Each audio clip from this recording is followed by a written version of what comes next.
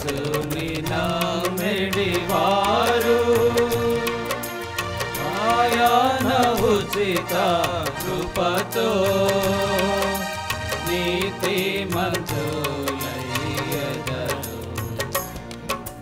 యేసుని నమ్మిడివారు లెబానోను దేవదారు చెట్టు వలె ఎదుగుదురు. లెబానోను దేవదారు చెట్టు వలె ఎదుగుదురు. ప్రభు కృపా జ్ఞానములో ఎదుగుచునుందురు వారు. ప్రభు కృపా జ్ఞానములో ఎదుగుచునుందురు వారు. యేసుని నమ్మిడివారు ఆయన ఉచిత కృపతో నీతిమంతులయ్యెదరు. యేసుని నమ్మిడివారు యెహోవా మందిరములో నాటబడి యుండెదరు. యెహోవా మందిరములో నాటబడి యుండెదరు. సహనముతో నిలచెదరు కదలాక సిరులయుండెదరు. సహనముతో నిలచెదరు కదలాక సిరులయుండెదరు. యేసుని నమ్మిడివారు ఆయన ఉచిత కృపతో నీతిమంతులయ్యెదరు. యేసుని నమ్మిడివారు దేవుని ఆవరణములో వర్ధిల్లుచునుండెదరు. దేవుని ఆవరణములో వర్ధిల్లుచునుండెదరు. సేవింతురు తమ ప్రభుని ఘనపరతురు నిరతము. సేవింతురు తమ ప్రభుని ఘనపరతురు నిరతము. యేసుని నమ్మిడివారు ఆయన ఉచిత కృపతో నీతిమంతులయ్యెదరు.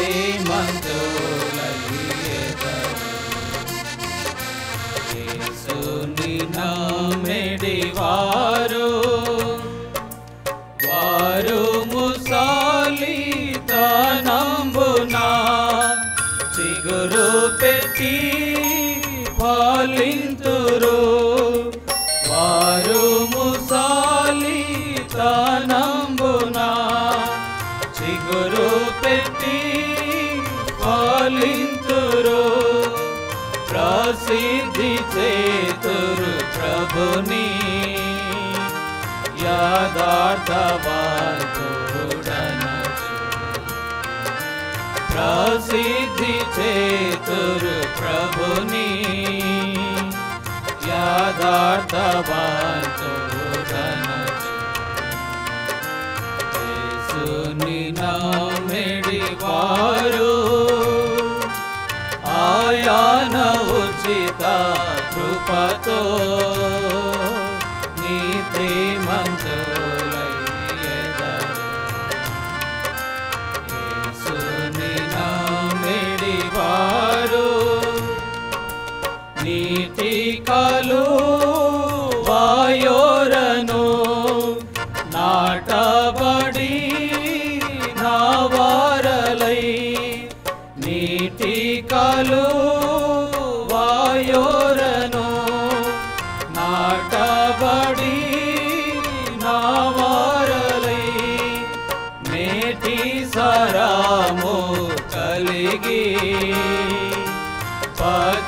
పచ్చగనుందురువారు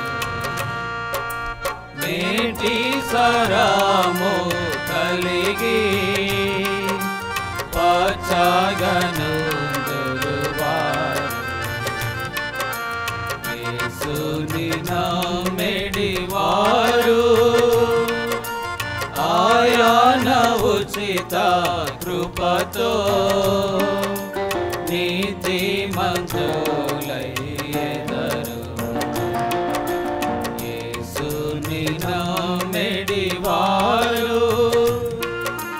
హల్లెలూయా పాట పాడి వల్లభుని స్తుతింతురు హల్లెలూయా పాట పాడి వల్లభుని స్తుతింతురు చల్లని ప్రభురా కడకై మెల్లగా వేచియుండెదరు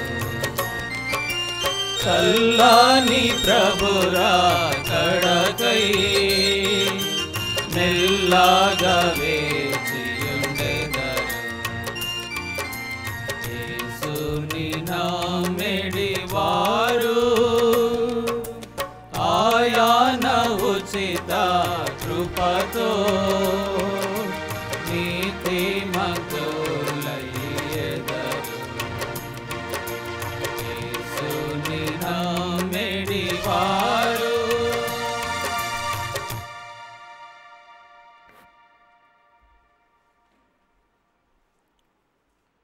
ప్రార్థన చేసుకుందాం. ప్రేమ స్వరూపుడైన మా పరలోక తండ్రి, దయగల ప్రభువా, నీకు స్తోత్రముస్తులు చెల్లించుకుంటున్నాం నాయనా. తిరిగి సాయంకాల సమయం తండ్రి ప్రభా మీ యొక్క పరిశుద్ధ మందులో నా తండ్రి ప్రభా మమ్మల్ని చేర్చినావు. బైబిల్ స్టడీ కొరకే మమ్మల్ని సమకూర్చినందుకే వందనాలు స్తోత్రములైనా. మీ యొక్క నమ్మకత్వాన్ని ప్రభా మీ యొక్క యథార్థను బట్టి ప్రభా మీరు ఇచ్చిన నా తండ్రి ప్రభా కృప కొరకే వందనాలు స్తోత్రములు. నా తండ్రి నీ పిల్లైన మేము నా తండ్రి మీ యొక్క స్వరక్తం ఇచ్చి కొనుక్కున్న బిడ్డలైన మేము ప్రభా వాక్యం నిమిత్తం కొరకే నీ యొక్క మందిరము చేరి ఉన్నాము. నా తండ్రి ప్రభు మీరు మాతో మాట్లాడండి ప్రభా. నా తండ్రి ప్రభు మీరు మాట్లాడితే కానీ ఏరు కూడా ప్రభా ఎవరైనా సరే వినరు ప్రభా. నీ ఆత్మ ద్వారా నీ పరిశుద్ధాత్మ ద్వారా నీ ప్రజలతో మీరు మాట్లాడవలసిందిగా ప్రార్థన చేస్తున్నాం. నా తండ్రి నిష్ప్రయోజకుడు దాసునే నేను ప్రభా, ఎన్నిక లేనివాడిని, ఏ యోగ్యత లేదు ప్రభా. నన్ను జ్ఞాపం చేసుకో, నీ సిలువ చాటును మరుగుపరచు. నా తండ్రి నీ ప్రజలకి క్షేమము ఆత్మ సంబంధమైన మేళ్ళు పొందుటకు ప్రభా నీ వాక్యాన్ని నా తండ్రి ప్రభా మీ యొక్క దాసుడి ద్వారా వినిపించవలసిందిగా ప్రార్థన చేస్తున్నాను. నా తండ్రి నన్ను కాల్చండి, నా పెదాలు కాల్చండి. ఎక్కడైతే అపవిత్రత నాలో ఉన్నదో ప్రభా మీరు దాన్ని దహించి వేయండి. నా తండ్రి ప్రభా నన్ను జ్ఞాపం చేసుకో ప్రభా. నా తండ్రి ఇంతవరకు మీరు చేసిన మేళ్ళ కొరకే వందనాలు స్తోత్రములు. ఈ దినం కూడా ప్రభా మీరు మాతో ఉన్నందుకే వందనాలు స్తోత్రం తెలియజేసుకుంటూ వచ్చిన వారిని బట్టి వందనాలు స్తోత్రములైనా. నాకు ఇంకెవరైతే రావాల్సిన వారిని కూడా త్వరపెట్టి తీసుకురండి. మీ నామను హెచ్చించుకోవాల్సిందిగా ప్రార్థన చేస్తూ సమస్త మహిమ ఘనత ప్రభావాలను చెల్లించుకుంటూ మీరే మహిమ పొందమని మా ప్రభు మా రక్షణ యేసు క్రీస్తు నామమున స్తుతించి ప్రార్థిస్తున్నాం తండ్రి, ఆమేన్. దేవునికి స్తోత్రములు. మనము ఈ యొక్క ఆదికాండము ధ్యానంలో మనము బైబిల్ స్టడీ మనం ధ్యానిస్తున్నాము. కాబట్టి ఈ యొక్క ఆదికాండంలో ఉన్న అనేకమైన సంఘటనలు యాకోబు జీవితం ద్వారా మనం నేర్చుకుంటూ వస్తున్నాము. కాబట్టి యాకోబు యొక్క జీవితము మరి ఒక విశ్వాసికి అదేవిధంగా రక్షింపబడని మరి ప్రజల్ని సూచిస్తుంది. అదేవిధంగా ఆత్మీయంగా నడచడానికి ప్రభుతో ఉండాలని అనేకమైన పాఠాలు మనకు నేర్పిస్తూ వస్తున్నాడు దేవుడు. కాబట్టి పోయిన వారము మీకు క్లుప్తంగా నేను మీకు జ్ఞాపకం చేస్తాను.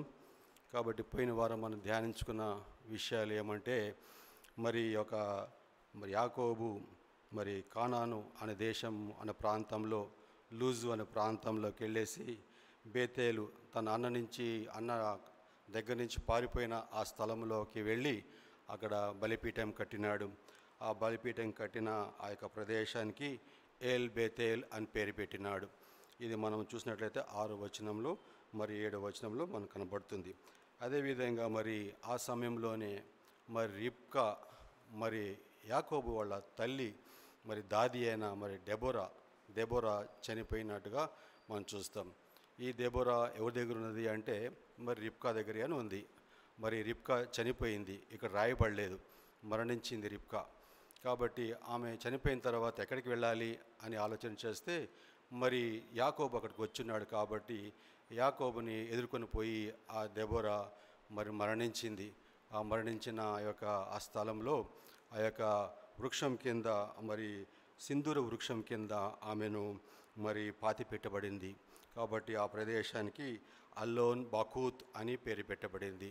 అంటే అల్లోన్ బాకూత్ అంటే ఏడ్పు చెట్టు, వీపింగ్ ట్రీ అని అక్కడ రాయబడింది. కాబట్టి అక్కడ దెబోరాని పూడ్చిపెట్టినట్టు మనం చూస్తాం. అదేవిధంగా చూసినట్లయితే మళ్ళీ యాకోబు పద్దనరాము నుండి వచ్చినప్పుడు మళ్ళీ తిరిగి దేవుడు అతను ప్రత్యక్షమై అతను ఆశీర్వదించినాడు. ఆశీర్వాదములు అనేకమైన మరి రాయబడినాయి, కానీ మరి ఆశీర్వదించినట్టుగా మనం చూస్తాం. ఆశీర్వాదములు మరి ఏమున్నాయి అని చూసినట్లయితే మరి కింద ఇంకో సంఘటన జరిగిందంటే ఆయన పేరు యాకోబు నుంచి ఇశ్రాయేలుగా మార్చినాడు. ఇక నీ పాత జీవితం ఇక సమాప్తి పెట్టి క్రొత్తగా ఇశ్రాయేలుగా మారు అని అతనికి ఇశ్రాయేలుగా పేరు మార్చబడింది. ఇశ్రాయేలు అనగా దేవునితో పోరాడేవాడు, అదేవిధంగా దేవుని కుమారుడు, రాజకుమారుడు అర్థం. కాబట్టి అక్కడ పేరు మార్చబడింది. మరి యాకోబు పేరు ఇశ్రాయేలుగా మార్చబడింది. కాబట్టి అక్కడ ఇంకో వీడియో చూసినట్లయితే ఆయన ఆశీర్వాదములు ఏమని ఆశించంటే నీవు జనములకు తండ్రి అవుతావు, సమూహమునకు, అది 11వ వచనం చూసినట్టే జనముల సమూహమును నీ వలన కలుగును, రాజులు నీ గర్భవాసం నుండి పుట్టెదరు. అదేవిధంగా తనకి గుర్తు చేస్తున్నాడు తన నిబంధన ఎవరు చేసినాడు, ఎవరు ఆశ్రయించినాడు, మరి అబ్రహాంని ఆశ్రయించినాడు, ఇస్సాకుని ఆశ్రయించినాడు. ఆ విధంగానే నేను చేసిన నిబంధన నీతో కూడా చేస్తున్నాను అని అక్కడ యాకోబుతో నిబంధన చేసినట్టుగా మనం చూస్తాం. కాబట్టి ఆ నిబంధన అనేది మరి స్థిరమైనదిగా, అది ఎన్నడూ మార్పు చెందదిగా మరి అక్కడ మనం చూసుకున్నాం. కాబట్టి అక్కడితో దేవుడు అతనితో మాట్లాడి పరలోకానికి వెళ్ళిపోయినాడు. కాబట్టి తరిగిన సంగతి ఏంది, మళ్ళీ అక్కడ మరి ఏం చేసినాడు యాకోబు, మళ్ళీ ఒక రాతి స్తంభమును అక్కడ కట్టించి దానిపైన పానార్పణం చేసి నూనె వేసి దాని మీద మరి పోసిన తర్వాత అక్కడ మాట్లాడిన స్థలానికి దేవుడు మాట్లాడిన స్థలానికి మరి బేతేల్ అని మళ్ళీ పేరు పెట్టినాడు. కాబట్టి ఏ బేతేల్ అనే మాట కూడా దేవుని మందిరము. అక్కడ బేతేల్ అంటే బేతేల్లో ఉన్న దేవుడే దేవుడు. కాబట్టి బేతేల్ అని మళ్ళీ ఇక్కడ మరి అక్కడ పేరు పెట్టినాడు. కాబట్టి ఈ జీవిత ప్రయాణం అంతట్లో చూసినట్లయితే యాకోబు మరి అనేకమైన పర్యాములు మరి తన జీవితంలో జరిగిన అనేకమైన సంఘటనలు ఇక్కడ జరిగినాయి. కాబట్టి ఇక్కడ 30వ అధ్యాయంలో కూడా చూసినట్లయితే తన మనసు మార్చుకున్నాడు. తన యొక్క కుటుంబాన్ని అందరికీ మరి బేతేలుకి వెళ్దామని తీసుకున్న నిర్ణయము చాలా గొప్ప నిర్ణయం. కాబట్టి ఇక్కడ ఒక రూపాంతరం పొందిన యాకోబుని మనం చూస్తాం, ఇశ్రాయేలుగా మార్చబడినవాడు. కాబట్టి అక్కడ తన యొక్క కుటుంబాన్ని సరిగా చేసే మరి నాయకుడిగా ఉన్నాడు. తన పిల్లల్ని గురించి, అదేవిధంగా తన భార్యల గురించి కూడా ఒక శ్రద్ధ కలిగిన వాడుగా మనం చూస్తాం. కాబట్టి ఆ యొక్క జీవితంలో చేసిన గొప్ప కార్యములు, యాకోబు జీవితంలో చేసిన గొప్ప కార్యములు, మరి దేవుడు చేసిన కార్యములు మరి అనేకమైన ఉన్నాయి. అయినా కానీ ఇక్కడ జరిగిన సంఘటనలు 35వ అధ్యాయంలో కొన్ని విషాదకరమైన సంఘటనలు కూడా జరిగినాయి. కాబట్టి దేవుని దగ్గరికి వెళ్ళిన తర్వాత, యాకోబు దేవుని దగ్గరికి వెళ్ళిన తర్వాత మళ్ళీ విషాదం ఏంటి అని మనకి ప్రశ్న రావచ్చు. కష్టాలు ఉన్నప్పుడు, మరి ఇబ్బందులు ఉన్నప్పుడు, మరి శ్రమలు కలిగినప్పుడు బేతేలుకి వెళ్ళాలి, అంటే దేవుని సన్నిధికి వెళ్ళాలి అని మనం నేర్చుకున్నాం. కాబట్టి ఈ యొక్క బేతేలుకి వెళ్ళినప్పుడు తర్వాత కూడా ఎందుకు ఈ యొక్క కష్టాలు వచ్చినాయి అనేది కూడా మనము ఇవాళ ధ్యానిస్తాం. కాబట్టి ఆ యొక్క రాతి స్తంభం నిలబెట్టి పానార్పణగా దాన్ని పోసి, అదేవిధంగా దానిపై నూనె పోసినట్టుగా చూస్తాం. అక్కడ స్తంభము నిలబెట్టినాడు. అక్కడ తన అన్న దగ్గర నుంచి పారిపోయినప్పుడు మరి ఆ బేతేల్లో ఆ ప్రాంతంలో తలగడ రాయి తీసుకొని దాన్ని మరి నూనె పోసినాడు. ఇక్కడైతే స్తంభమును కట్టిన తర్వాత అది పానార్పణగా చేసినాడు. పానార్పణము అంటే మరి అనేకమైన సంఘటన మనం చూసినాం. పానార్పణం అంటే సమర్పించుకొనుట, తన ప్రాణాన్ని ధారబోయట అని అనేకమైన సందర్భాలు మనం చూసినాం. అదేవిధంగా పానార్పణగా పోయటం అంటే సంపూర్ణంగా surrendering, complete surrender to the lord అనేది అర్థం వస్తుంది. కాబట్టి దేని యొక్క అర్థంలో ఏంటంటే ఒక రాతి స్తంభం కట్టించి దానిపైన పానార్పణగా చేసినాడు. ఈ పానార్పణము ఎలాగ చేయాలని కూడా మనం ధ్యానించినాం. మరి పానార్పణము చేయటం అనే ఒక పద్ధతి ఉంది. మరి బలి అర్పించిన తర్వాత దానిపైన పానార్పణగా ద్రాక్ష రసం పోసేవాళ్ళు. ఆ ద్రాక్ష రసంలో నీళ్లు కూడా పోసేవాళ్ళు. అంటే అర్థం ఏంటంటే సంపూర్ణంగా ఆ యొక్క బలి కాల్చబడిన తర్వాత ఆ పానార్పణంగా వచ్చిన ఆ యొక్క ఇంపైన సువాసన దేవుడు ఆగ్రహించేవాడు. చూడండి, ఆ సంఖ్యాకాండం మనం చూసినాం, మీకు జ్ఞాపకం చేసిన సంఖ్యాకాండంలో 15 అధ్యాయము 5 నుంచి 7 వచనాలు చూసినట్లయితే మరి పానార్పణము ఎలాగ చేయాలని అక్కడ రాయబడింది. మరి దీనివల్లనే అక్కడ మరి ముందు అధ్యాయాల్లో కూడా మరి బైబిల్లో కూడా ప్రాతకాల నిబంధనలో కూడా ఈ పానార్పణం ఎలాగ చేయాలన్నా కూడా దానికి మూలం ఏంటంటే యాకోబు ఆ రాతి స్తంభం కట్టించి దానిపైన పానార్పణగా పోసినాడు. ఆ పానార్పణమే ద్రాక్షారసము. చూడండి, సంఖ్యాకాండం 15 అధ్యాయము 5 నుంచి 7 వచనం చదవండి. ఎలాగ చేయాలి పానార్పణం అంటే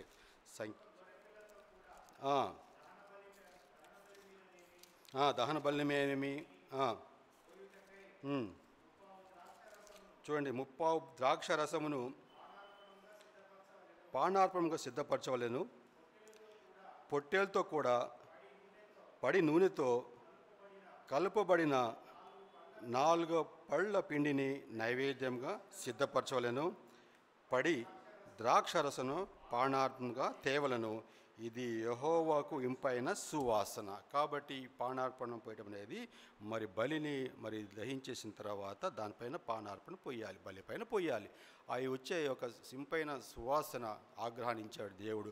అంటే సంపూర్ణంగా సరెండరింగ్ ద లైఫ్ అని అర్థం అన్నమాట. కాబట్టి ఈ పానార్పణము అనేది చాలా మరి మొదటిగా మనం బైబిల్లో చూసినాం. మొదటిగా ఇక్కడ పానార్పణము అని రాయబడింది. ఈ ప్రభువైన యేసుక్రీస్తు వారు కూడా తన యొక్క మరి తను పోకముందు మరి లూకా సువార్తలో గెత్సెమనే తోటలో తన యొక్క ప్రాణం గురించి ఎంతగానో ప్రభు దగ్గర తండ్రి దగ్గర వేడుకునేవాడుగా ఉన్నాడు.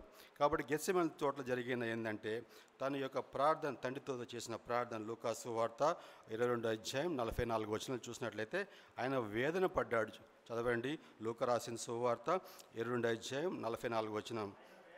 ఆయన వేదన పడి మరింత ఆతృతంగా ప్రార్థన చేయగా ఆయన చెమట నేలపడుచున్న గొప్ప రక్త బిందువు వల్లే ఆయను. కాబట్టి ప్రార్థన చేస్తుండగా అంటే తన ప్రాణం అర్పించాలి. కాబట్టి ఎంతగానో మరి అక్కడ మరి ఓదార్పు పొందలేని వాడుగా ప్రభువైన యేసుక్రీస్తు వారు ఉన్నారు. ఎందుకంటే లోక పాపమంతా ఆ యొక్క పాప గిన్నె ఆయన త్రాగాలి, మరణించాలి. కాబట్టి ఆయన పరిశుద్ధుడు, ఏ యొక్క పాపం లేక జన్మించిన గొప్ప దేవుడు. కాబట్టి ఈ పానార్పణగా నా ప్రాణం అర్పించాలనేది అక్కడ తన యొక్క ప్రార్థన చేసినప్పుడు చెమట బిందువులు రక్తంగా మారినాయి. అక్కడ పానార్పణము అని అర్థం. రెండోదిగా చూసినట్లయితే ప్రభువైన యేసుక్రీస్తు వారు మరి యోహాను రాసిన సువార్త 19 అధ్యాయము 36 వచనంలో మరి తన సిలువ పైన వేలాడుతున్నప్పుడు మరి ఇతను చనిపోయినాడు లేదా అని సైనికులు కూడా వచ్చేసి ఏం చేశారంటే ఈటతో ఆయన ప్రక్కన పొడిచినారు. చదవండి ఆ మాట, యోహాను రాసిన సువార్త 19 అధ్యాయం 36 వచనం. 30 నెరవేరినట్టు జరిగాను మరియు తను పొడిచిన వాడి తట్టు చూచు 30 సైనికులు ఒకడు ఈటెతో ఆయన ప్రక్కన పొడిచాను, వెంటనే రక్తము నీళ్లు కారేను. కాబట్టి మరి రక్తము నీళ్లు కారటం అంటే శిలువలో తన ప్రాణాన్ని పానార్పణంగా ఆయన సమర్పించినాడు. కాబట్టి మానవాళి యొక్క రక్షణ కొరకై తన ప్రాణాన్ని ధారపోసినాడు ఎవరు? ప్రభువైన యేసుక్రీస్తు వారు. ఈ విధంగానే అపోస్తలుడైన పౌలు అంటాడు, నేను సేవ నిమిత్తం కోసము నా ప్రాణమును అర్పణముగా సమర్పించాడని మనం చూసుకున్నాం. చూడండి, మరి అపోస్తలుడైన పౌలు ఫిలిప్పీయులకు రాసిన పత్రిక 2 అధ్యాయం 17 వచనంలో రాయబడింది, తన సేవలు తన ప్రాణమును ప్రాణార్పణముగా వేయబడినను నేను ఆనందించి అందరితో సంతోషిస్తున్నాను అంటాడు. తన ప్రాణాన్ని మరి సువార్త కోసము సమర్పించడానికి ఆయన ఆనందంతో సంతోషంతో నేను సమర్పిస్తున్నాను, అర్పించినాను అంటాడు. చదవండి అన్నమాట. మరియు సేవలోను నేను పానార్పణగా పోయబడినను, గమనించండి, అండర్లైన్ చేయండి, నేను ఆనందించి మీ అందరితో కూడా సంతోషించాలండి. అదేవిధంగా మరి ఒక తిమోతి రాసిన పత్రిక 2వ పత్రికలో కూడా నేను ఇప్పుడే పానార్పణగా పోయబడుచున్నాను అంటాడు. తిమోతి రాసిన 2వ పత్రిక 4వ అధ్యాయం 6వ వచనం. నేను ఇప్పుడే ప్రాణార్పణముగా పోయబడుచున్నాను. చాలండి. అంటే తన ప్రాణాన్ని అర్పణంగా, లేకపోతే సువార్త కోసము, మరి ఈ యొక్క సువార్త సేవలో తన ప్రాణాన్ని అర్పించిన వాడుగా, ప్రాణార్పణంగా పోయబడిన వాడుగా అపోజిట్ పౌలు చెప్తున్నాడు. అందుకే ఆయనకి ఎంతో సంతోషం, ఆనందం ఉన్నది అంటున్నాడు తన ప్రాణం పెట్టుటలో. కాబట్టి ఇది ఏంటంటే ఒక విశ్వాసికి మరి ఆ యొక్క తలంపు మనకు రావాలా. మన జీవితాలు కూడా ప్రాణార్పణంగా దేవుడు కోరుకుంటున్నాడు. ఏ విధంగా కోరుకుంటున్నాడు? మనం చేసే మరి దేవుని యొక్క మరి సన్నిధిలో కానీ, మన యొక్క విశ్వాస జీవితం కానీ మన ప్రాణార్పణంగా అర్పించాలనేది ఆయన కోరిక. అదేవిధంగా ఎవరైతే మరి ప్రాణార్పణంగా మరి వారి యొక్క ప్రాణాలు సమర్పిస్తారో వారు ఇంపైన సువాసనగా ఆయన ఆగ్రహిస్తాడు, అంటే ఆయన సంతోషిస్తాడు అని అర్థం. కాబట్టి మరి ఈ యొక్క ప్రాణార్పణం గురించి పోయిన వారం మనం ధ్యానించాం.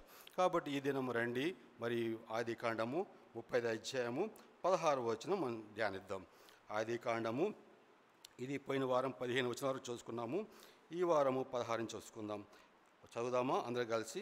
ఆదికాండం 30వ అధ్యాయం 16వ వచనం. ఎఫ్రాతాకు వెళ్ళే మార్గంలో, చదవండి, 16వ వచనం చదువుదామండి. ఎఫ్రాతాకు వెళ్ళు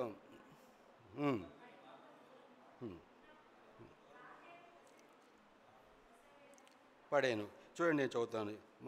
ఎఫ్రాతాకు వెళ్ళు మార్గంలో మరికొంత దూరం ఉన్నప్పుడు రాహేలు ప్రసవించుచు ప్రసవ వేదంతో ప్రయాసపడేను. కాబట్టి ఇక్కడ ఎఫ్రాతా అనేది కూడా మొదటగా మనకి ఇక్కడ కనబడుతుంది. అప్పుడు ఎఫ్రాతా ముందు ఎక్కడ కనపడలేదు. ఎఫ్రాతా అనే వెళ్ళే మార్గంలో మరింత కొంత దూరం ఉన్నప్పుడు రాహేలు ప్రసవించుచు ప్రసవ వేదంతో ప్రయాసపడేను. కాబట్టి బేతేల్లో ఎన్ని రోజులు ఉన్నాడు యాకోబు అనేది మనకి రాయబడలేదు. మనకు తెలియదు ఎన్ని రోజులు ఉన్నాడు బేతేల్లో. కాబట్టి బేతేల్ నుంచి దక్షిణ దిక్కు బయలుదేరినట్టుగా మనం చూస్తాం. ఇక్కడ దీని ప్రకారం చూస్తుంటే ఎఫ్రాతా అనే మార్గంలో ఎఫ్రాతాకు వెళ్ళు మార్గంలో, ఈ ఎఫ్రాతా గురించి మనము కొంచెము ఒక 2 నిమిషాలు మనం ధ్యానిద్దాం. ఎఫ్రాతా అనేది మొదటగా రాయబడింది in the Bible. It was first mention in the Bible. కాబట్టి ఈ ఎఫ్రాతా ఎక్కడుంది, ఈ ప్రదేశం ఎక్కడుంది అని చూసినట్లయితే, ఎఫ్రాతా అనే పేరు పూర్వము బెత్లెహేం అనేవాళ్ళు. ఈ ఎఫ్రాతా అనగా బెత్లెహేము అనగా ఒకటే. Ephrathah Bethlehem both are one. కాబట్టి చూడండి, ఎఫ్రాతా అనేది బెత్లెహేంకి వేరే పేరు ఎఫ్రాతా. అది ఎక్కడ మనం చూస్తాము? చూడండి, ఆదికాండము 48వ అధ్యాయం 7వ వచనం చదువుదామా? ఈ ఎఫ్రాతా అనేది మరి బెత్లెహేంకి వేరే పేరు. మరి ఇప్పుడు నేటి కాలంలో ఎఫ్రాతా అనగా బెత్లెహేమే. కాబట్టి ఈ బెత్లెహేము ఎఫ్రాతా 2 ఒకటే. అక్కడ మనం ఇప్పుడు కన్ఫ్యూజ్ కాకూడదు. ఎఫ్రాతా అన్న బెత్లెహేం అన్న ఒకటే. చూడండి, ఆదికాండం 48వ అధ్యాయము 7వ వచనం చదవండి. పెద్దన రాము నుండి నేను వచ్చుచున్నప్పుడు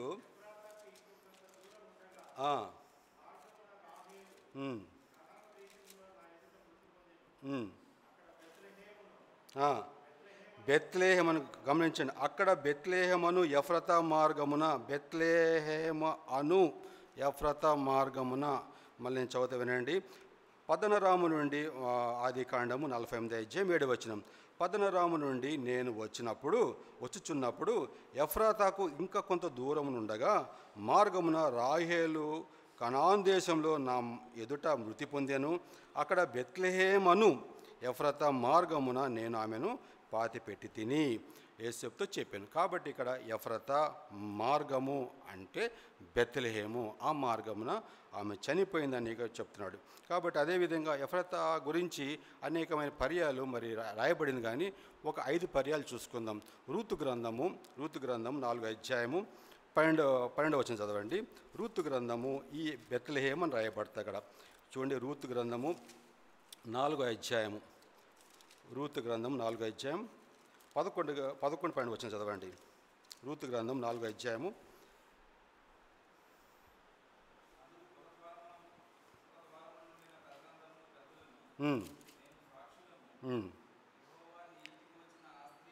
ఉమ్.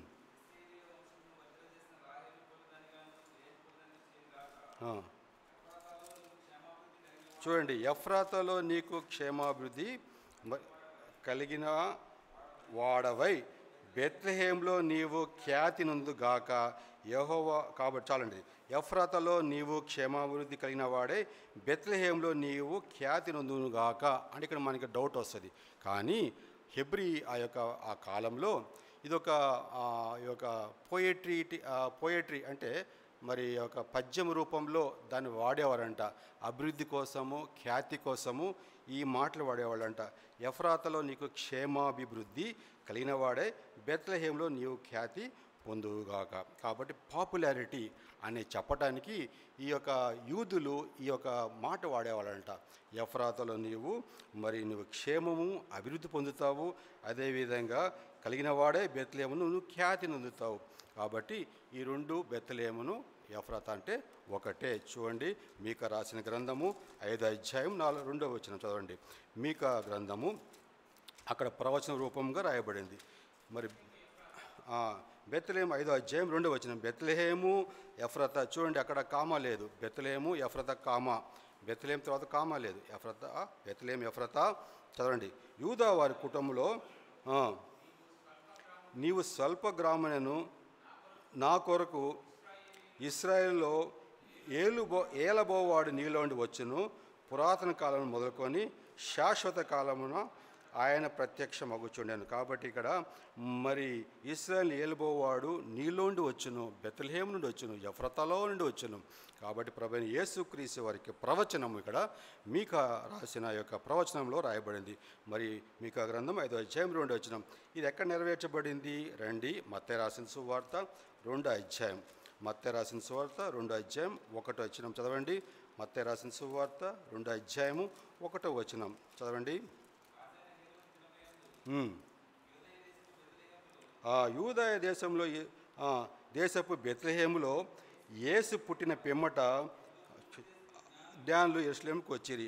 అదేవిధంగా ఇక్కడ యూదయ దేశపు బెత్లెహేములో అంటే ఆ ప్రాంతమంతా యూదయ ప్రాంతము, బెత్లెహేం ప్రాంతము, ఎఫ్రాతా ప్రాంతము. కాబట్టి అక్కడ యేసు పుట్టినాడు. అదేవిధంగా 4వ వచనం చదవండి అన్న. కాబట్టి రాజు ప్రధాన యాజకులను ప్రజలలోని శాస్త్రులను అందరిని సమకూర్చి క్రీస్తు ఎక్కడ పుట్టినారని వాడిని అడిగాను. అందుకు వారు యూదయ బెత్లెహేంలోనే ఏలయనగా, యూదయ దేశపు బెత్లెహేమా, నీవు యూదా ప్రధానులలో ఎంత మాత్రమును అల్పమైన దానివి కావు. ఇశ్రాయేలు నా ప్రజలను పరిపాలించు అధిపతి నీలోండి వచ్చును. ఈ ప్రవచనం మత్తయి రాసిన సువార్తలో నెరవేరింది. ప్రభువైన యేసుక్రీస్తు వారు యూదయ బెత్లెహేంలోనే పెడతాడు అని ఒక ప్రవచనము మత్తయి రాసిన సువార్తలో నెరవేరింది. కాబట్టి ఇదే చూసినట్లయితే మరి దావీదు వంశంలోంచి వచ్చిన వారుగా మరి ప్రభువైన యేసుక్రీస్తు వారు ఉన్నారు.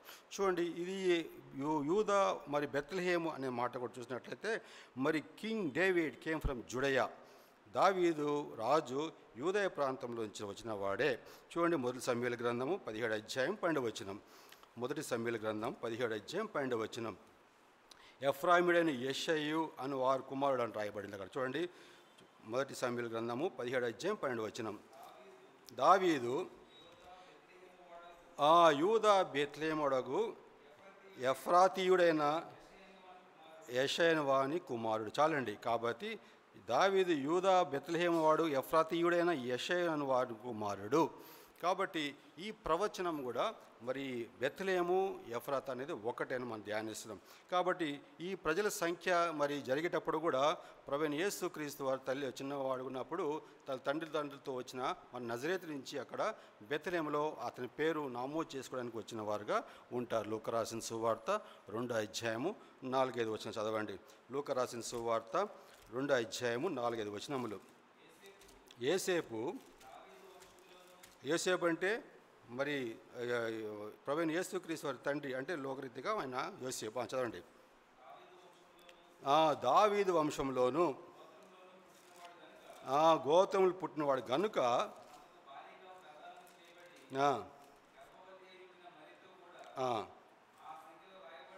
ఆ సంఖ్యలో రాయబట్టకు నజరేతు నుండి గమనించండి, యూదయలోని బెత్లెహేం అనబడిన దావీదు ఊరికి వెళ్ళాను. కాబట్టి ఈ యొక్క యూదయ మరి బెత్లెహేము మరి ఎఫ్రతా అనగా ఒకటే అని మీరు మనసులో పెట్టుకోవాలా, కన్ఫ్యూజన్ కాకూడదు. కాబట్టి ఈ యొక్క యూదా గోత్రం అనేది కూడా చాలా పెద్ద గోత్రం.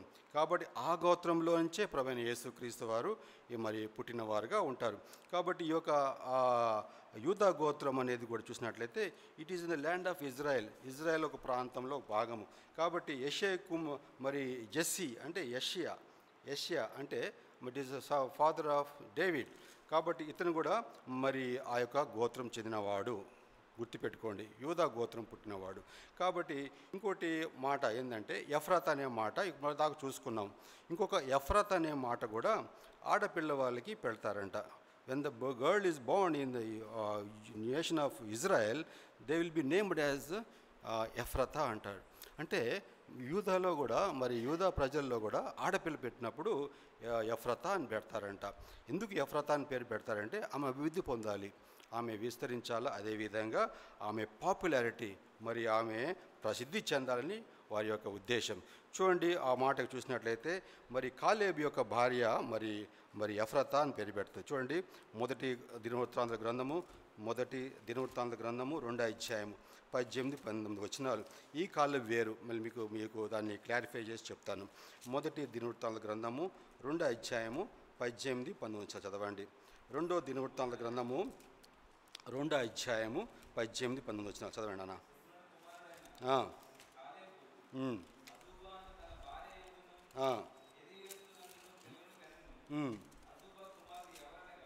ఎవరనగా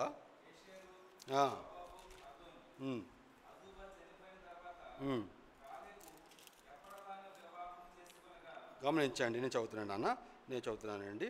అది మొదటి దినవృత్తాంత గ్రంథము 2వ అధ్యాయం 18-19 వచనాలు. హెస్రోను కుమారుడైన కాలేబు, గుర్తుపెట్టుకోండి, హెస్రోను కుమారుడైన కాలేబు అజూబా అని తన భార్య, ఆ భార్య పేరు అజూబా. భార్య మందున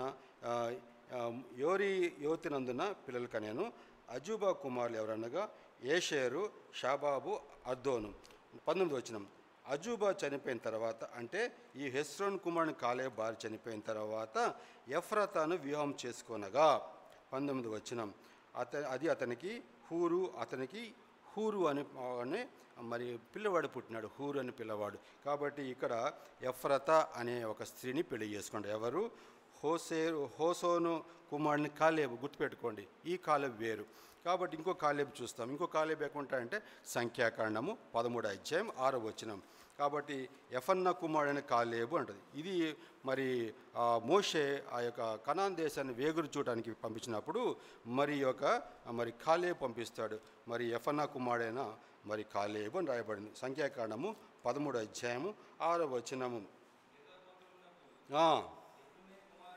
యెఫనే కుమారుడైన 13వ వచనం చదవండి అన్న. యెఫన్నా కుమారుని కాలేబు గుర్తు లైన్ అండర్లైన్ చేసుకోనా. అతను 12 మంది మరి ఆ వేగురు వారు చూసిన వాళ్ళలో మరి యెఫన్నా కుమారుడైన కాలేబు. కాబట్టి ఎఫ్రాతా అనేది కూడా మరి ఆడపిల్లలకి పేరు పెట్టేవారుగా ఉన్నారు ఆ రోజుల్లో. అంటే అర్థం ఏంటంటే ఆత్మ సంబంధంగా ఏంటంటే అభివృద్ధి పొందాలా, నువ్వు ఫలవంతంగా ఉండాలని అర్థం.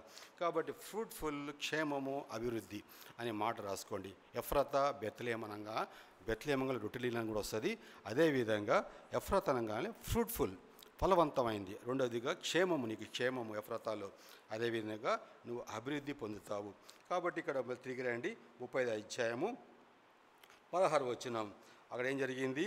మరి ఎఫ్రాతుకు వెళ్ళు మార్గంలో మరింత కొంత దూరం ఉన్నప్పుడు రాహేలు ప్రసవించచ్చు ప్రసవ వేదంతో ప్రయాసపడాను. హార్డ్ లేబర్ అంటే పిల్లడు కనేటప్పుడు చాలా ప్రయాసపడింది. చూడండి, ఈ ప్రయాసం అనేది కూడా ఏ విధంగా మనం సూచిస్తుంది? ఆదికాండము 3వ అధ్యాయము 16వ వచనం చదవండి. ఆదికాండం 3వ అధ్యాయం 16వ వచనం. ఆయన స్త్రీతో, నీ ప్రయాసమును నీ గర్భవేదనను నేను మిక్కిలి హెచ్చించదను, వేదనతో పిల్లలను కందువు, నీ భర్తల ఎడల నీకు వాంఛకులను అతను నిన్ను ఏలు. కాబట్టి నీ ప్రయాసమును నీ గర్భవేదన నేను మిక్కిలిగా హెచ్చించేదను. అంటే ప్రయాసంతోటి పిల్లలు కనడం అనేది ఆ రోజు మరి దేవుడు మరి స్త్రీకి ఇచ్చిన యొక్క శాపంగా ఉన్నది. కానీ ఆ శాపంని మరి దేవుడు ఏం చేస్తాడంటే ఆశీర్వదకరంగా మార్చినాడు. చూడండి, మరి 1 తిమోతి రాసిన పత్రిక 2:15 మరి ఈ యొక్క శాపాన్ని అనేది అర్థం ఏంటంటే ప్రసవేదంతో మరి బాధతోటి కన్నప్పుడు అనేది చాలా మరి ఆత్మీయంగా సంబంధం ఏంటంటే అది ఒక శాపాన్ని ఆశీర్వాదంగా మార్చబడటం అనేది మనం జ్ఞాపకం చేసుకోవాలి. తిమోతి రాసిన 1 పత్రిక 2:15 అయినను వారు స్వస్థత బుద్ధి కలిగి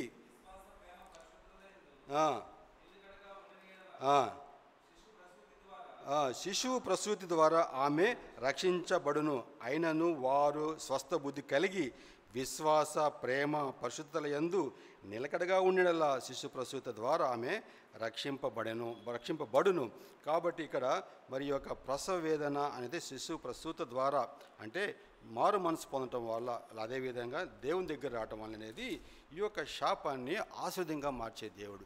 కాబట్టి అదేవిధంగా చూసినట్లయితే గల్తీలు రాసిన పత్రిక 4:19 ప్రభు మరి అపోస్తలుడైన పౌలు అంటాడు, మరి గల్తీలు రాసిన పత్రిక 4:19 మరి యొక్క is very much concerned about the change of his people. Paul చాలా తన యొక్క ప్రజల గురించి ఎంతగానో మరి శ్రద్ధ కలిగిన వాడు.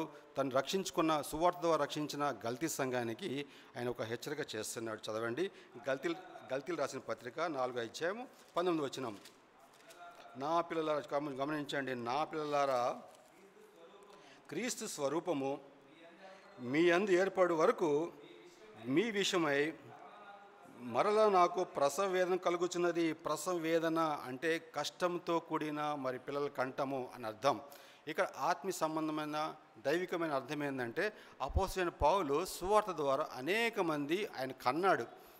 కంఠం అంటే దేవుని దగ్గర తీసుకొచ్చినాడు. ప్రభువైన యేసుక్రీస్తు లోకరక్షకుడు, ఇతను నిజమైన దేవుడు అని యొక్క సువార్త ద్వారా మరి ప్రజలందరినీ మార్చడంలో ఆయన ఎంతగానో ప్రయాసపడ్డాడు.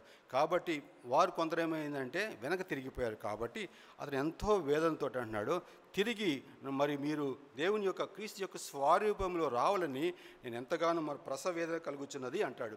ప్రసవ వేదన అంటే ఏంటంటే కష్టపడి కంఠము, కష్టపడి దేవుని దగ్గరికి తన ప్రజలు తీసుకురావడం అనేది ఇక్కడ అర్థం. కాబట్టి అక్కడ ఆదికాండం 3:16 అది స్త్రీకి ఇచ్చిన శాపమే కానీ ఇక్కడ ఆశీర్వదకరంగా మార్చబడని మనం అర్థం చేసుకోవాలి. రండి, ఆదికాండము 35:17 చదువుదాం. ఆమె చదవండి, అందుకని చదువుకుందాం. 17 ఆమె ప్రసవం వలన ప్రయాసపడుచున్నప్పుడు మంత్రసాని ఆమెతో భయపడకము, ఇది నీకు కుమారుడని చెప్పాను. భయపడకము, ఇది నీకు కుమారుడని చెప్పాను. కాబట్టి ఇక్కడ గర్భవతి కుమారుని కని అనే మాట చూసినట్లయితే మరి దేవుడు దయచేశాడు అనే మాట కూడా మనం జ్ఞాపకం పెట్టుకోవాలి. చూడండి, ఈ యొక్క మాట ఎక్కడ కనపడుతుంది? ఆదికాండం 30:23-24 ఆదికాండం 30:23-24 చూసినట్లయితే అప్పుడు ఆమె గర్భవతి కుమారుని కని దేవుడు చదువుదామా? అందరు తీయండి అమ్మా. ఆదికాండం 30:23-24 చదువుదామా? అందరూ కలిసి చదువుదాం. దేవుడు రాహేలును జ్ఞాపం చేసుకొని ఆదికాండము 30:22-23 చదువుకుందాం. 24 చదువుదాం. దేవుడు రాహేలు జ్ఞాపం చేసుకొని ఆమె మనవి విని ఆమె గర్భం తెరిచెను. అప్పుడు ఆమె గర్భవతి కుమారుని కని దేవుడు నా నింద తొలగించనుకొనాను, మరియు ఆమె యెహోవా మరి ఒక కుమారుని నాకు దయచేయను గాక అనుకొని అతను యేసేపు అని పేరు పెట్టాను.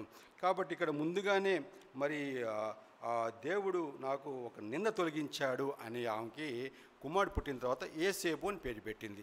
దాని తర్వాత ఇంకొక మాట అంటుంది, ఏమంటుందంటే ఆమె యెహోవా మరి ఒక కుమారు 24 ఆమె మరి ఒక కుమారుని నాకు దయచేయను గాక అని అంది. మరొక కుమారు నాకు దయచేయను గాక. జ్ఞాపకం పెట్టుకోండి, మరొక కుమారు ఆల్రెడీ యోసేపు పుట్టినాడు, దేవుని దయ వల్ల నాకు కుమారుని పుట్టినాడు, మరొక కుమారుని కంటాను అనేది కూడా రాహేలు యొక్క మరి ప్రవచనం. అక్కడ చూడండి, చనిపోయినప్పుడు మరి వేదంతో ఉన్నది. మరి రండి, ఆదికాండము ఇక్కడ ఈ ప్రవచనము అనేది నెరవేర్చబడింది. చూడండి, ఆదికాండము 35:19 చదువుదామా? ఆదికాండం 35:18 చదవండి. ఆమె మృతి పొందాను, ప్రాణం పోచుండగా ఆమె అతని పేరు బెనోని అని నేను అతని తండ్రి అతనికి బెన్యామీను అని పేరు పెట్టాను. కాబట్టి ఇక్కడ ఆమె అనుకున్న మరి ఆ ఆలోచన చేశాయంటే దేవుడు ఆ ఉద్దేశాన్ని సఫలపరిచినాడు. ఆమెన్ అన్నాడు. కాబట్టి నాకు ఇంకో కుమారుడు దయచేస్తాడు దేవుడు అని విశ్వాసంతోన్నది. కాబట్టి ఈ విశ్వాసాన్ని గణపరిచినవాడు దేవుడు. కాబట్టి ఇంకో కుమారుని కన్యం. అప్పుడు ఏం చేసినాడు? రాహేల్ చనిపోతుండగా ఆమె అతని కుమారునికి బెనోని అని పేరు పెట్టింది. దాని అర్థము నా దుఃఖపుత్రుడు లేక వేదన పుత్రుడు అని అర్థం.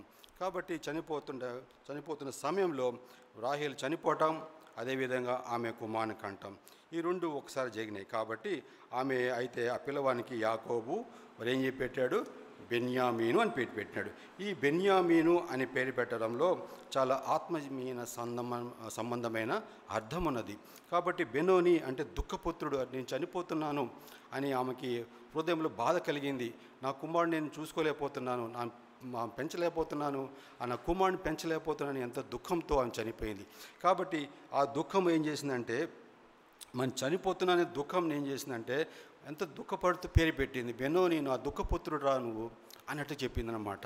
నువ్వు దుఃఖంతో నేను ఉన్నాను రా అని చెప్పినప్పుడు ఆ దుఃఖాన్ని ఏం చేసిన అంటే మరి బెనోని నుంచి మరి బెన్యామీను అని తెలుగులో రాయబడింది, ఇంగ్లీష్లో బెంజమిన్ అని అంటారు. కాబట్టి ఈ యొక్క దుఃఖపుత్రుడు అనేది తీసి పడేసినాడు ఎవరు? యాకోబు. కాబట్టి యాకోబు రాహేల్ని ఎంతగానో ప్రేమించినాడు. తను మొదటగా స్థానం నుంచి ఎవరికి ఇచ్చాడంటే రాహేల్కి ఇచ్చేవాడు. యోసేపును ప్రేమించినాడు. అదేవిధంగా మరి బెనోనిని బెన్యామీన్గా మార్చి అతను ఎంతగానో ప్రేమించిన వాడుగా చూస్తాం. కాబట్టి ఈ యొక్క మరి తన భార్య ఎంతగానో ప్రేమించిన భార్య చనిపోతున్నప్పుడు మరి ఆ కొడుక్కి మరి ఆ యొక్క బలమైన వాడు నా కుడి భుజము అని అర్థం. బెనోని నుంచి బెన్యామీన్ అంటే నా యొక్క మరి బలమైన వాడు, నా కుడి భుజం లాంటి వాడు, రైట్ హ్యాండ్ అనేది మాట. కాబట్టి ఈ బెన్యామీను మరి దేనికి ఎంత సాదృశ్యం అంటే బలమైన వాడు. మరి అదేవిధంగా చూసినట్టయితే కుడి భుజము. ఈ కుడి భుజము అనేది రైట్ హ్యాండ్ అనేది సూచిస్తుంది. కాబట్టి ఈ కుడి భుజము అనేది ఎందుకు మాట్లాడంటే తన యొక్క వృద్ధాప్యంలో బెన్యామీను నాకు సహాయకరంగా ఉంటాడు, నా చేతి కర్రలాగా ఉంటాడు అనుకున్నాడు. బెన్యామీను ఎంతగానో ప్రేమించినాడు. కాబట్టి నా కుడి భుజము, నా వృద్ధాప్యం నాకు తోడే ఉంటావు, నన్ను నడిపిస్తావు అని ఎంతగానో మరి ఆశ కలిగిన వాడుగా ఉన్నాడు. కాబట్టి ఈ బెన్యామీను అనేది మరి కుడి భుజము అని రాయబడింది. కింద చదవండి, కుడి చేతి పుత్రుడు అంటే కుడి భుజము, నా రైట్ హ్యాండ్ సన్ అని అర్థం. కాబట్టి ఇక్కడ కుడి భుజం అనేది ఇక్కడ మనం ధ్యానించాలి. కుడి భుజం దేనికి సాదృశ్యం అంటే పవర్కి సాదృశ్యం. It is related to power. Right hand relates to power. కాబట్టి ఈ కుడి భుజము అనేది మొదటగా చూసినట్లయితే మరి నిర్గమాకాండంలో నా యొక్క దక్షిణ హస్తంతో నేను ఆదుకుంటాడు. దక్షిణ హస్తం అంటే రైట్ హ్యాండ్. ఎప్పుడైనా రాసుకోండి, దక్షిణ హస్తం అంటే రైట్ హ్యాండ్. చూడండి, నిర్గమాకాండం 15:6 మరి ఇశ్రాయేల్ ప్రజలు మరి ఐగుప్తు నుంచి మరి ఎర్ర సముద్రం దాటుకుని వచ్చిన తర్వాత అక్కడ మోషే తన ప్రజలతోటి ఆ ఇశ్రాయేల్ తోటి పాట పాడిన తర్వాత ఆ ఎన్ని మాటలు రాయబడతాయి.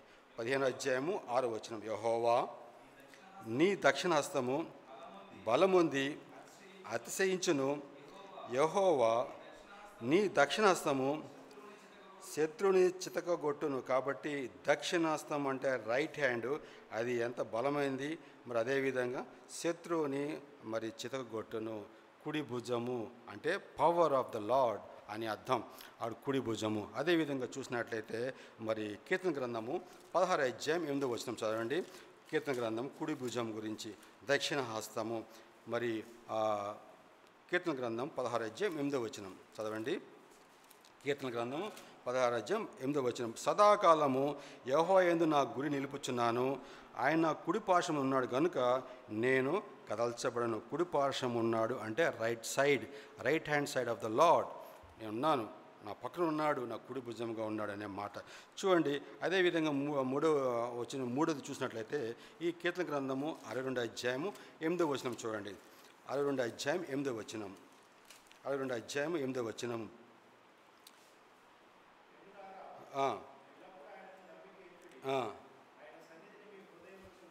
కుమరించుడి దేవుడు మనకి 63:8 చదవన్నాం. 63:8 నా ప్రాణము నిన్ను అంటి వెంబడించున్నది, నీ కుడి చెయ్యి నన్ను ఆదుకొనుచున్నది, నీ కుడి చేయి నన్ను ఆదుకొనుచున్నది. గాడ్స్ రైట్ హ్యాండ్ ఇల్ ప్రొటెక్టింగ్ మీ, నన్ను ఆదుకుంటుంది అనే మాట చూడండి. అదేవిధంగా చూసినట్లయితే యెషయా గ్రంథము 41 అధ్యాయం 10వ వచనం. యెషయా గ్రంథము 41 అధ్యాయం 10వ వచనము. యెషయా గ్రంథము 41 అధ్యాయం 10వ వచనంలో అక్కడ మరి దేవుడు ఏం రాస్తున్నాడంటే 9-10 వచనాలు. యెషయా గ్రంథము 41 అధ్యాయం 9-10 వచనాలు. బూది గంతంలోండి నేను పట్టుకొని పిలుచుకున్న వాడా, నీవు నా దాసుడవనియు నేను నిన్ను ఉపేక్షింపక ఏర్పరచుకుంటానని నేను నీతో చెప్పి ఉన్నాను. నీకు తోడే ఉన్నాను, భయపడకము, నేను నీ దేవుడే ఉన్నాను, దిగులు పడకము, నేను నిన్ను బలపరుతును, నీకు సహాయం చేయవాడు నేనే. గమనించండి, నీతి అని నా దక్షిణ హస్తంతో నిన్ను ఆదుకొందును, దక్షిణ హస్తంతో నిన్ను ఆదుకొందును అనే మాట చూడండి. దక్షిణ హస్తం, రైట్ హ్యాండ్ అనేది చాలా ప్రాముఖ్యతమైంది బైబిల్లో. మరి ఎడమ చేయి గురించి రాయలేదు, కానీ కుడి భుజం గురించి, దక్షిణాస్తం గురించి రాయబడింది. ప్రభువైన యేసుక్రీస్తు వారు కూడా ఇప్పుడు ఎక్కడున్నాడు? ఆయన తండ్రి కుడి పార్శ్వం మీద కూర్చున్నాడు. గమనించండి. మరి కొలసీలు రాసిన పత్రిక 3వ అధ్యాయం 1-2 వచనాలు. కొలసీలు రాసిన పత్రిక 3వ అధ్యాయం 1-2 వచనాలు. మీరు క్రీస్తు కూడా లేపబడ అయితే పైన వాటిని వెతుకుడి, అక్కడ క్రీస్తు దేవుని కుడి పార్శ్వమున కూర్చుండి ఉన్నాడు. కాబట్టి కుడి right side is very very important the Bible. కుడి భుజము, దక్షిణ హస్తము, మరి కుడి ప్రక్కన కూర్చుని ఉండదంటే ఒక ప్రాముఖ్యత కలిగిన మరి ఒక మాట అది. కాబట్టి ప్రభువైన యేసుక్రీస్తు వారు మనల్ని దక్షిణ హస్తంతో మనం రక్షించినాడు. కాబట్టి మన యొక్క రక్షణ ఎలా జరిగింది? ఆయన బాహుబలంతో, ఆయన ద్వారా మనకు కలిగిన గొప్ప రక్షణ ఎలా అంటే దక్షిణ హస్తంతో మనం ఆదుకున్నాడు. కాబట్టి ప్రభువైన యేసుక్రీస్తు వారు ఆ శిలువలో తన ప్రాణం అర్పించినాడు, తన 2 చేతులు చాచి మరణించినాడు. అంటే తన యొక్క దక్షిణ హస్తంతో మనం ఆదుకున్నాడు. కాబట్టి దక్షిణ హస్తంతో ఆదుకున్న వాళ్ళందరూ రక్షించబడతారు, కాపాడబడతారు, మరి వారి యొక్క పాపముల నుంచి వాళ్ళు విముక్తి పొందుతారని మనం అర్థం చేసుకోవాలి. కాబట్టి కుడి భుజం అనేది ఎప్పుడు మనము జ్ఞాపపెట్టుకోవాల్సిన సంగతి ఏంటంటే శక్తివంతమైన దేవుడు మన దేవుడు. కాబట్టి అపోస్తలుడైన పౌలు అంటాడు, ఈ కుడి భుజం గురించి లేకపోతే రక్షణ గురించి చాలా ప్రాముఖ్యతమైన విషయాలు ఉన్నాయి. కాబట్టి మనం రక్షణ అనేది మరి ఆయన దక్షిణ హస్తంతో మనం పట్టుకొని పైకి లేపినాడు అనే మాట గమనించండి. ఎప్పుడైతే మన ఒక పాపి మరి పాపంలో కూరుకుని పోతున్నప్పుడు తన యొక్క హస్తాన్ని పట్టుకొని పైకి లేనాడు, కుడి చేయి పట్టుకొని పైకి ఎత్తినాడు. కాబట్టి మనకి రక్షణ ఎలా జరిగిందంటే, రక్షణ కార్యం ఎలా జరిగిందంటే తన హస్తం మనకి చేయి చాపినాడు, పైకి ఎత్తినాడు. కాబట్టి ఈ రక్షణ కార్యం అనేది మనం ఎప్పుడైనా సరే మరి కలగాలంటే దేవుడు మనల్ని పైకి లేపాలి, పాపం ఊబిలోంచి పైకి లేపబడాలి. కాబట్టి ఈ లోకంలో చూసినట్లయితే, ఈ ప్రజలు చూసినట్లయితే ఈ యొక్క మరి పాపంలో కూరుకుపోయిన ఈ యొక్క ప్రజల గురించి ఆయన ఎంతగానో చింతిస్తున్నాడు. వాళ్ళని లేపాలి అని దేవుని యొక్క ఆశ, ఆయనకి ఎంతో కోరిక. మరి నశించిపోయే ఆ యొక్క ప్రజల గురించి తన్ని దక్షిణ హస్తం పెట్టి లేపాలని దేవుని యొక్క కోరిక. కాబట్టి దేవుని ప్రజలారా, దేవుని బిడ్డలారా, ఇంకా మీరు రక్షణ పొందకపోతే మరి ఇదే అనుకూలమైన సమయం, ఇదే రక్షణ దినము. కాబట్టి ఈ రక్షణ అనేది మీరు స్వీకరిస్తే దేవుని యొక్క హస్తం నేను పట్టుకుంటే పైకి లేపుతుంది. అందుకని అపోస్తలుడైన పౌలు ఒక మాట అంటాడు చూడండి. కొరింథీయులకు రాసిన 2వ పత్రిక 5వ అధ్యాయము 20-21 వచనాలు. కొరింథీయులకు రాసిన 2వ పత్రిక 5వ అధ్యాయము 20-21 వచనాలు. కొరింథీయులకు రాసిన 2వ పత్రిక 5వ అధ్యాయము 20-21 వచనాలు. కావున అందరూ చేయండి అమ్మా. ఆదికాండము 5వ అధ్యాయము 20-21 వచనాలు.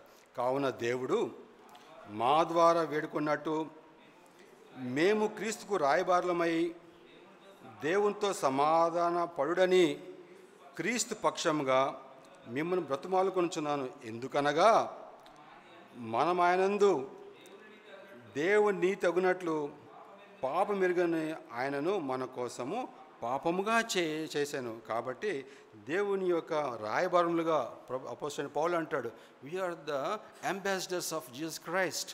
మేము రాయబారులం, మీ కొరకు మేము సువార్త ప్రకటన చేస్తున్నాం. కాబట్టి దేవునితో సమాధాన పడండి. దేవునితో సమాధానం పడుడు అంటే అర్థం ఏంటంటే, మరి పాపం వల్ల ఏమైందంటే దేవునికి మానవుడికి మధ్య గొప్ప అగాధం వచ్చేసింది. దేవుడు పవిత్రుడు, పరిశుద్ధుడు, మానవుడు పాపి.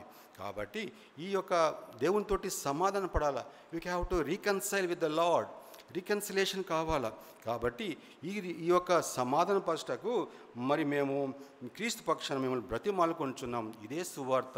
నేటి దినంలో సువార్త ప్రకటన చేసేటప్పుడు మీరు పాపంలో ఉన్నారు, దేవునితోటి మీరు సమాధానం లేదు, దేవుని దూరం అయిపోయినారు, దేవుని యొక్క ఉగ్రతకి మీరు పాత్రలై ఉన్నారు, దేవునికి మీకు మధ్య గొప్ప అగాధం వచ్చింది. కాబట్టి ప్రభువైన యేసుక్రీస్తు వారికి రండి అని మరి వారి కోసము చెప్పే సువార్తే ఆ యొక్క గాస్పల్. కాబట్టి నేటి దినములో చూసినట్లయితే మనం కూడా ఒకప్పుడు పాపంతో ఉన్నవారం.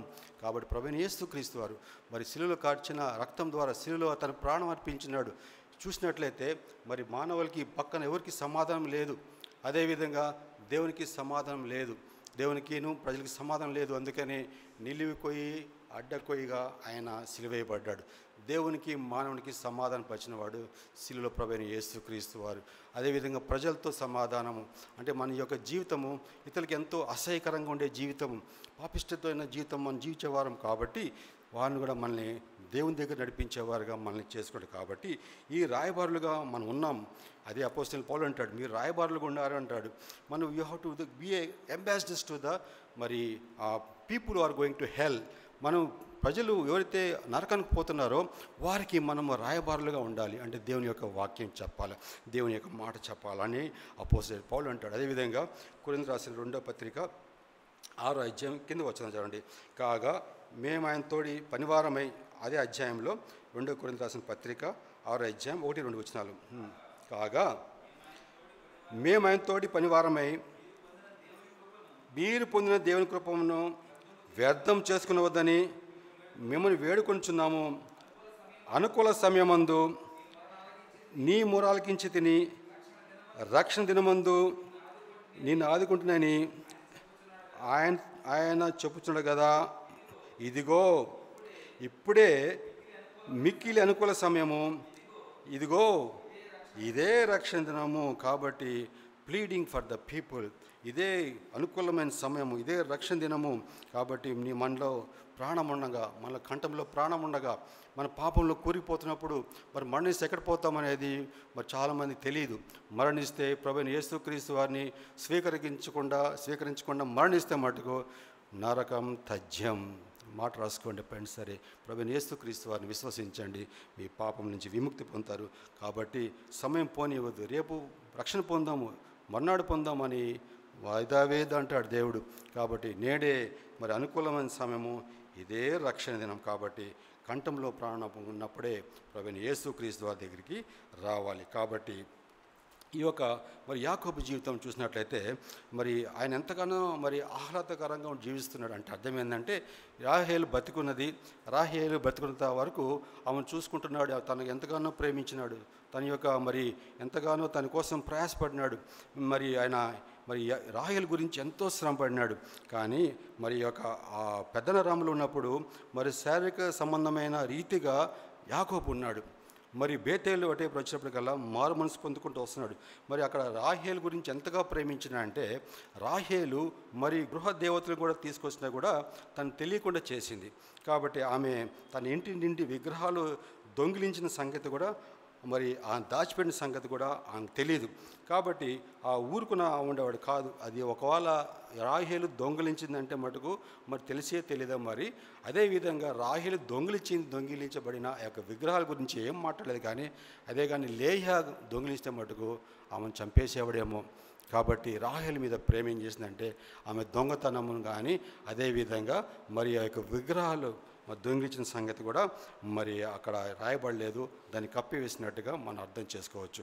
కాబట్టి రాహేలు మరి విగ్రహారాధనకి మరి నాంది పలికింది ఇంట్లో గృహంలోకి. కాబట్టి రాహేలు ఒక విగ్రహంగా మారింది ఎవరి జీవితాలంటే యాకోబు జీవితంలో. రాహేలు అంటే పంచ ప్రాణాలు, 6వ ప్రాణం యాకోబు నీకు ఎవరిదంటే నా భార్య అయిన రాహేలే అంటాడు. అంటే అంతగా ప్రేమించినాడు. కాబట్టి అంతగా ప్రేమించడం అర్థమైందంటే తన జీవితంలో రాహేలు ఒక విగ్రహం అయిపోయింది. మరి దేవుని ప్రేమించలేకపోతున్నాడు. రాహేలు ఒక అడ్డుగా ఉన్నది. కాబట్టి దొంగిలించిన ఆ యొక్క మరి ఆ విగ్రహాలు కూడా మరి దాచిపెట్టిన సంగతి కూడా తను తెలియనట్టుగా అక్కడ రాయబడలేదు. కాబట్టి ఆయన ఎంతగానో ప్రేమించినాడు రాహేలు. తనకి 10 మంది కుమారులు ఉన్నారు. మరి లేయా కుమారులు ఉన్నారు.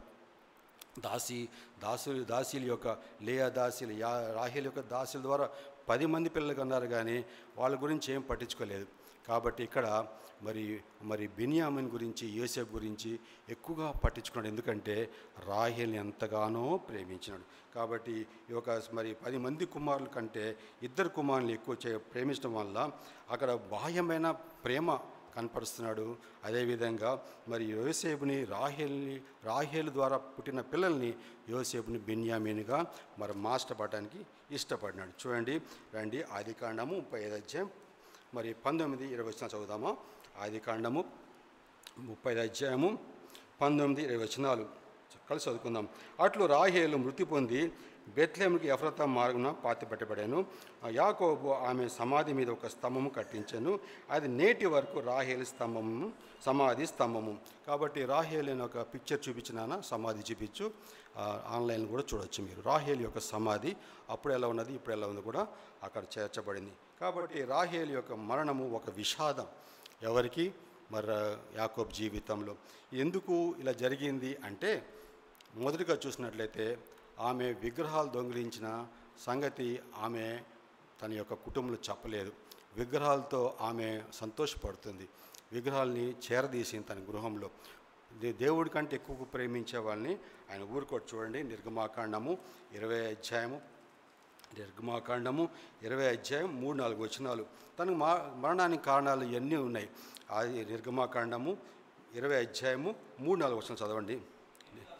నేను తప్ప వేరొక దేవుడు నీకు ఉండకూడదు, పైన ఆకాశం అందే కానీ కింద భూమి అందే కానీ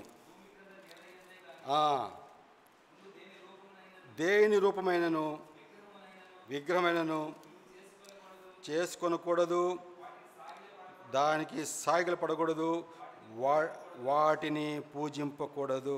God is a jealous God. అతను ఎంత రోషము గల దేవుడు అంటే, విగ్రహారాధన అనేది బాహ్య సంబంధి విగ్రహారాధన యాకోబు జీవితంలో రాహేలు ఒక విగ్రహంగా మారిపోయింది. ఆమెనే ప్రేమిస్తున్నాడు. దేవుని పిలిచినా సరే, దేవుని యొక్క మరి ఆ యొక్క నడిపింపున్నా సరే రాహేలు మరి అడ్డంగా ఉన్నది. ఇంకో విధంగా చూసినట్లయితే రాహేలు మరి విగ్రహాలు తీసుకొచ్చిన విధంగా ఆమె అక్కడ దేవుడు మరి మరణంతో అక్కడ విషాదంతో కడిగినట్టుగా మనం చూస్తాం. కాబట్టి యాకోబు చెప్పిన విధంగానే విగ్రహాలు దొంగిలిన వారు మరి ఎంతగానో కోపంతో అన్నాడు ఒక మాట. యాకోబు నోటి నుంచి ఒక మాట వచ్చిందంటే, విగ్రహాలు దొంగిలించబడిన వాళ్ళు చంపబడాల, వాళ్ళు చనిపోవాలంటాడు. చూడండి, ఆదికాండము 31 అధ్యాయము 32 వచనం. ఈ యాకోబు యొక్క నోట్లోంచిన మాటే మరి తన భార్యానికి ఒక శాపంగా మారింది. చూడండి, ఆదికాండం 31 అధ్యాయము 32 వచనం. ఎవని యొద్ద నీ దేవత కనపడనో వారి బ్రతకూడదు. కాబట్టి ఇక్కడ మరి లాబాను వచ్చి తన ఇల్లంతా శోధ చేస్తున్నాడు, ఎంతో బాధ పెడుతున్నాడు. కాబట్టి తన కోపం వచ్చింది, ఏమీ కూడా దొరకలేదు. దొరకపోతే ఒక మాట అన్నాడు. ఏమన్నాడంటే, ఆ మాట అని చాలా కఠోరమైన మాట. చూడండి, ఎవరి యొద్ద నీ దేవత కనపడనో వారు బ్రతకకూడదు. కాబట్టి తన నోటి ద్వారా నుంచే ఆ మాట వచ్చేసింది, బ్రతకకూడదు. కాబట్టి దైవజనుల యొక్క నోట్లోంచి మాట చాలా శ్రేష్టమైంది. చాలా జాగ్రత్తగా మనం మాట్లాడే వాళ్ళగా ఉండాలి. బ్రతకూడదు అని అక్కడ మాట జరిగింది. కాబట్టి ఆమె బ్రతకలేదు. కాబట్టి బ్రతకూడదు. కాబట్టి ఎవరైతే దొంగిలించారో, ఎవరైతే మరి విగ్రహాలు తీసుకొచ్చారో వాళ్ళు బ్రతకూడదు అన్నమాట. చూడండి, ఆదికాండం 30 అధ్యాయం 1వ వచనం చదవండి. ఆదికాండం 30 అధ్యాయం 1వ వచనం చదవండి. ఆదికాండం 30 అధ్యాయం 1వ వచనం. రాహేలు తన యాకోబును పిల్లలు కనకపోవడం చూచి తన అక్కయందు అసూయపడి యాకోబుతో, నా గర్భఫలం నిమ్ము, లేని ఎడల నేను చచ్చేదనను. కాబట్టి దేవుని యొక్క బిడ్డలు కానీ దేవుని యొక్క ప్రజలు కానీ మరి మాటలు మాట్లాడకూడదు. అక్కడ నింది, నాకు బిడ్డలు నాకు కావాలా, లేకపోతే నేను చనిపోతానంది. చూడండి, ఈ యొక్క మాటలు చదివినప్పుడైతే మనకు చాలా దుఃఖం వస్తుంది. కాబట్టి ఎంతగానో ప్రేమించాడు కదా మరి యాకోబు రాహేల్ని. తన యొక్క మరణము ఎంత బాధాకరంగా ఉన్నదో మనం అర్థం చేసుకోవచ్చు. కానీ దేవుడిని నమ్ముకున్న తర్వాత భార్య చనిపోవటం ఏంటి, అని మనకి ఆ యొక్క అనుమానం రావచ్చు. దేవుడి దగ్గరికి వెళ్తే అన్ని ఆశీర్వాదాలు వస్తాయి కదా అని అనుకోవచ్చు. కానీ దేవుడు అనుమతిస్తాడు. ఎందుకంటే ఇంకా దేవుని దగ్గరికి వెళ్ళాలా, ఈ విగ్రహాలను తీసి పడేవేయాలా. ఏదైతే ఎక్కువగా దేవుని కంటే ఎక్కువ ప్రేమిస్తున్నారో వీళ్ళు ఆటంకం ఉండకూడదు. కాబట్టి ఈ నిర్ణయం అనేది చాలా కఠోరంగా ఉన్నా సరే మరి దేవుడు దాన్ని శిరవాసిస్తాడు. He will do the things. ఎందుకంటే విగ్రహం అనేది దేవునికి మరి మానవుడికి మధ్య రాకూడదు, అంటే దేవుని ప్రజల మధ్య రానేయకూడదు. కాబట్టి నేను చచ్చేదను అని నా మాట. కాబట్టి మనం మాట్లాడే మాటలు కానీ ఏదైనా సరే చాలా జాగ్రత్తగా మాడాలి. కొంతమంది పిల్లలు తిడుతూ ఉంటారు, పిల్లలు తిట్టకూడదు, మనం చావురా అనకూడదు. ఇప్పుడు మనము ఎప్పుడైనా సరే అలాంటి మాటలు పడకూడదు. కాబట్టి దేవుని యొక్క బిడ్డలు మనం చాలా శ్రేష్టమైన మాటలు, ఆశీర్వదకరమైన మాటలే మనం మాట్లాడాలి. కాబట్టి చూడండి, రండి ఆదికాండం ముగించుకుందాం. ఆదికాండము 30వ అధ్యాయం. అక్కడ ఏం చేశాడు? ఆదికాండం 30వ అధ్యాయము 19 యాకోబు 20 వచ్చింది అన్న. యాకోబు ఆమె సమాధి మీద ఒక స్తంభం కట్టించను, అది నేటి వరకు రాహేలు సమాధి స్తంభము. ఇంకొక మాట, సమాధి మీద ఒక స్తంభం కట్టాను. ఈ హెస్ కన్స్ట్రక్ట్ ఏ పిల్లర్. తన భార్య సమాధి మీద ఒక స్తంభము అంటే పిల్లర్ కట్టినాడు. ఈ పిల్లర్ గురించి కూడా బైబిల్లో చాలా ఆత్మీయమైన సంగతులు చాలా ఉన్నాయి. కాబట్టి స్తంభం నిలబడటం అనేది మొదటి చూసినట్టయితే జ్ఞాపం చేసుకుంటకు సాదృశ్యం. When you remember the people, when you see the pillar, we'll have the idea of what has happened in the past అంటాడు. కాబట్టి పిల్లర్ అంటే ఒక స్తంభం చూసినప్పుడు మనకు జ్ఞాపకాలు వస్తాయి. ఏ జ్ఞాపకాలకు వస్తాయి చూడండి. మరి అక్కడ యాకోబు మరి తన భార్య సమాధి పైన మరి స్తంభం నిలబెట్టినాడు. చూడండి, ఈ స్తంభము దేనికి సూచన అంటే 2 సమూయేలు గ్రంథము 18వ అధ్యాయం 17-19 వచనాలు. సమూయేలు రాసిన 2వ గ్రంథము 18వ అధ్యాయము 17-18 వచనాలు చదవండి. సమూయేలు రాసిన 2వ గ్రంథము 18వ అధ్యాయం 17-18 వచనాలు. జనులు కళేబరమును అక్షాబులోని ఎవరు? దావీదు కుమారుడు. అడవిలో ఉన్న పెద్ద గోతిలో పడవేసి పెద్ద రాళ్ళ కుప్ప పేర్చిన తర్వాత ఇశ్రాయేలు అందరూ తమ ఇండ్లకి పోయిరి. తన పేరు నిలుపుటకు తన కుమారుడు లేరనుకొని అబ్షాలోము తాను బ్రతికుండగా ఒక స్తంభం తెచ్చి దానిని రాజు లోయలో తన పేరు నిలబెట్టి అతడు ఆ స్తంభమునకు తన పేరు పెట్టబడెను.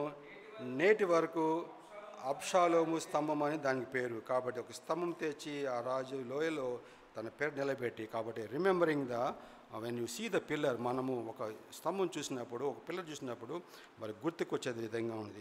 రెండోదిగా చూసినట్టయితే మరి స్టెబిలిటీ, స్థిరత్వం సూచన వస్తుంది. ఒకటేమో జ్ఞాపకానికి సూచన, ఇంకోటి స్థిరత్వం, స్టెబిలిటీ ఇన్ మాట పిల్లర్. చూడండి, రాజులు రాసిన మొదటి గ్రంథము 7వ అధ్యాయము 21 వచనం.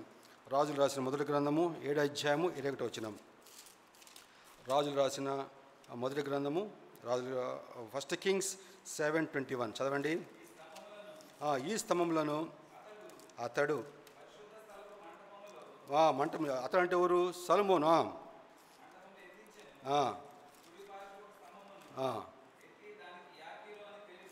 గమనించండి, అక్కడ యాకీ అని పేరు పెట్టాను.